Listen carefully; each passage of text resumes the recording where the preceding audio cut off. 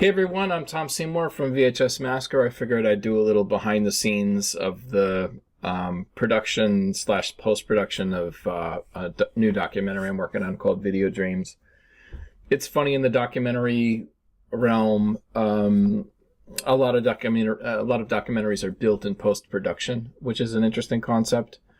If it's archival and things like that, then a lot of the stuff is production and post-production gets blurred pretty heavily. There is going to be some new footage that I shoot here and there, and there's going to be new audio and things like that. A lot of graphical elements and stuff like that. So there's a lot of new footage, but old footage as well. So I wanted to kind of show you some After Effects stuff really quick. This isn't like a straight up tutorial, but maybe if you're a filmmaker out there curious about making your documentary features and releasing them, and certain workflows and things that you can do to up your production value for cheap.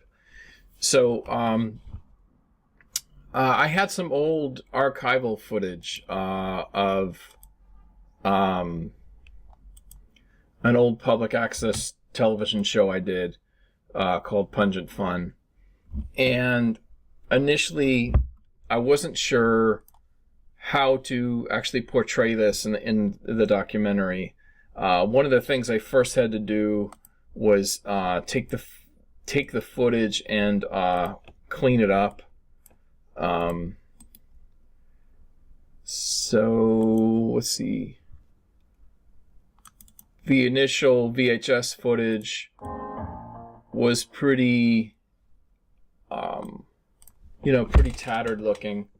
So initially what I did is I went into DaVinci Resolve and tried some noise reductions and things like that.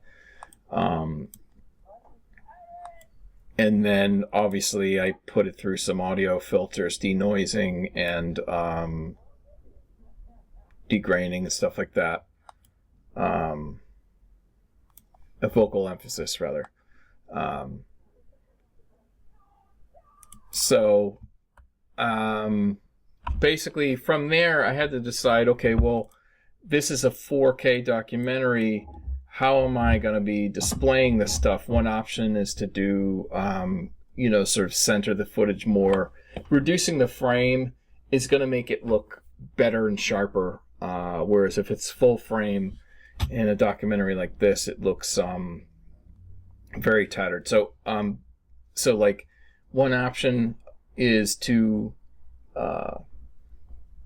put the frame in the center, and then what actually is behind there is what I've done is copied and pasted the same footage and blurred it, and then added a hue behind it, and so that the audience has something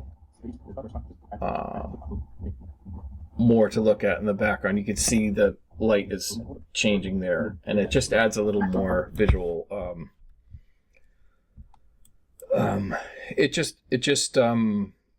I think it adds to the production quality very, very mildly. But I can show you an example of what. This is another example: VHS footage in a smaller frame with a grayed out, blurred background. Essentially the same footage blew up and do it. I do everything by hand because that's the way you can customize this stuff the most. There are other, there's mobile editing apps where this does it automatically, but when you're working in a feature, you're doing things very deliberately and usually want to do everything by hand if you can. But so if you look, this is an example of VHS footage put into a 4K timeline and just blown up.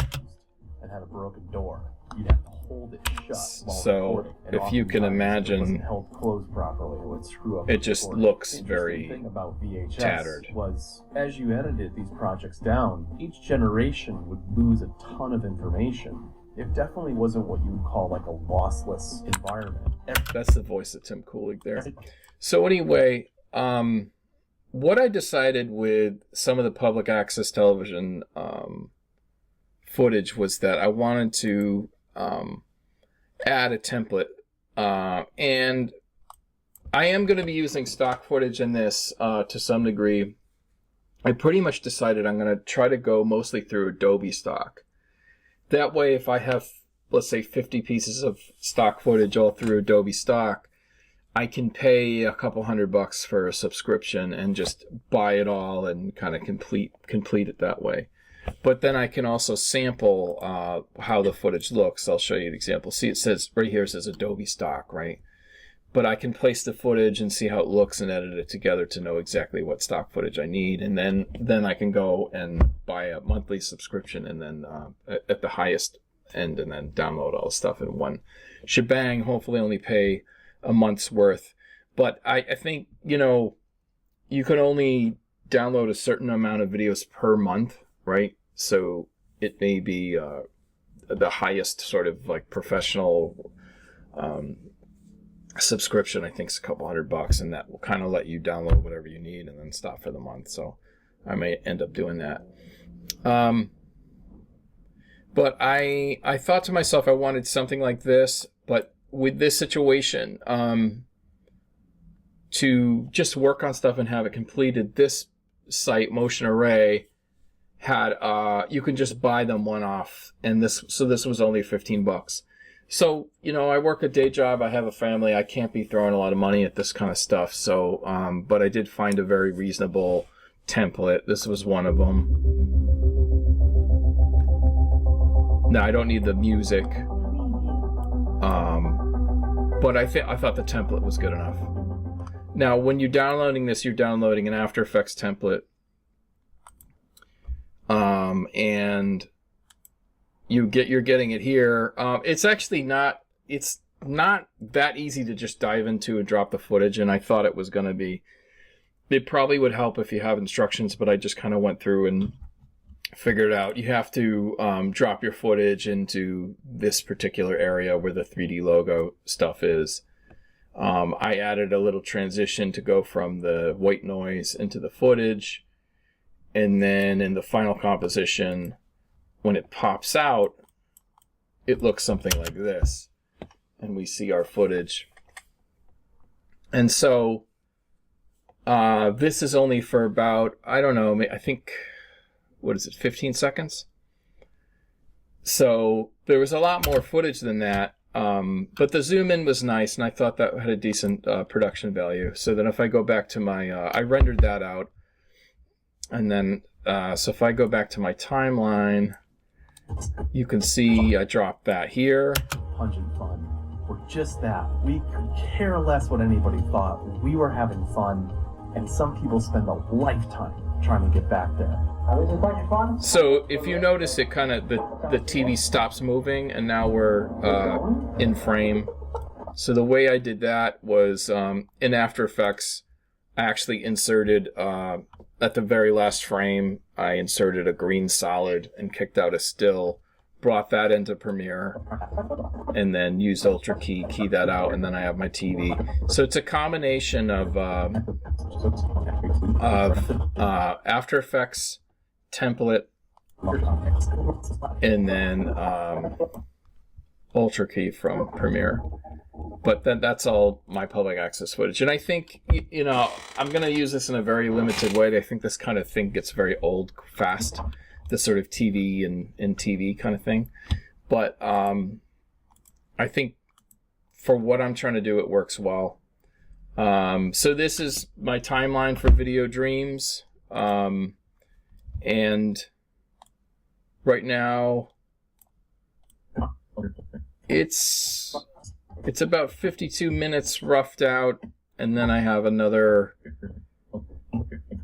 5 or 6 minutes of raw footage that I'm still, raw narration and stuff that I'm working with. I imagine final running time will be about an hour and 20, something like that. But I think it should be a pretty interesting watch for those who are interested in just kind of joining me on what my career was like in the independent filmmaking, in purely in production. This has a heavy direct-to-video film production angle.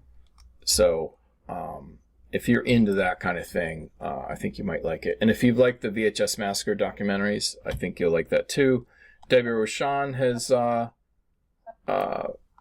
agreed to be part of the doc. There's also archival footage of a lot of the people who've been in my previous movies. And then Lloyd, there'll be some footage from Lloyd in there and stuff too. So it should be Lloyd Kaufman from Trome Entertainment. Should be pretty decent. But yeah, so that's kind of my workflow.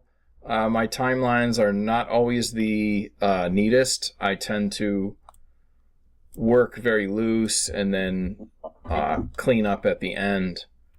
Clean up my timeline towards the end. But that being said, my file system is usually pretty organized.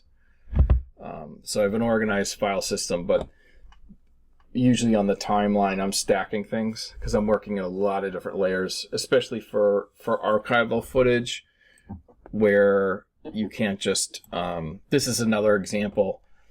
So it's a 4:3 16mm footage, but it was transferred to standard definition. For this particular case, I didn't want just the square with the bars, so I copied, pasted it, blew it up and blurred it and put it behind. And this adds a little... Go back home and look at it. Obviously, this is in draft mode here. Changing things but I think it adds... We had some issues with this homemade crane. One of the things is that with this kind of stuff in archival footage, you know, this is an example where I don't have those bars. I didn't want to be playing between aspect ratios all the time. I think you can use that to some effect, but I think the goal was, as much as possible, try to put things within a 16:9 window if possible. This is you want to learn about AI a little bit.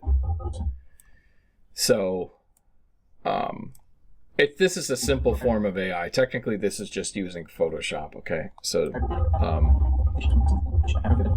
now I took a still image of...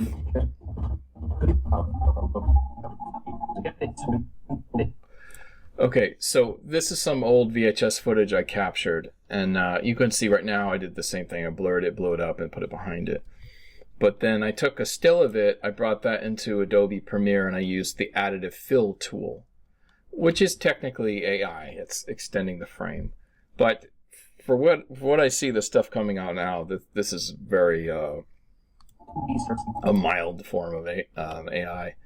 So what I did then is I created a still, extended the frame, dropped it back into Premiere, and now look, see, I was able to generate a whole 16:9 image of this, fake spaceship, which I thought was interesting because, it's all about imagination.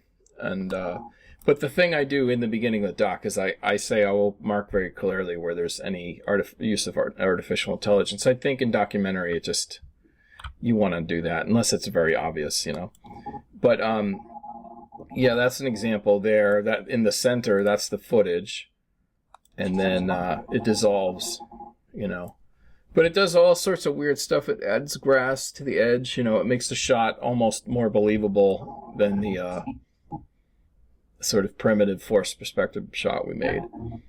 But I think it brings you a little more into the story that way.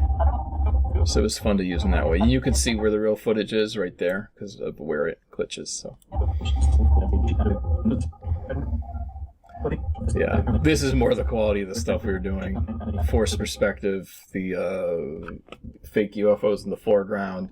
We put some in the background as if they're popping out. It's totally out of focus, A primitive way of editing. But this is the stuff we were doing when we were kids.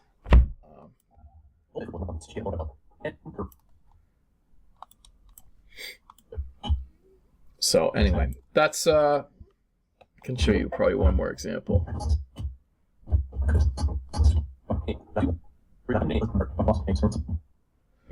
This shot here, Around with swords and pretending to be. You could see the footage in the middle is Heroes. That's right here. This is the footage in the middle, and then these sides are generated. So yeah. Anyway, so that's some of my workflow. Besides that, just wanted to say happy 2025. I look forward to a strong year, and yeah, hang in there for those independent filmmakers out there. You can make a film out of nothing, you know. So if you really have the work ethic and the drive, you just need to learn the skills. You can learn those skills through YouTube videos and online and various lessons. College is good. Go to the local community college. They have a new media technology program where you could learn this kind of After Effects and post-production, learn video game design, all that stuff for super cheap. So sometimes a classroom environment is really important, so you can have peers and make relationships and team up, you know, to work on projects together. You only need one other person. You can make a feature film with you and like one other person. Docs you can do solo, but it takes a while.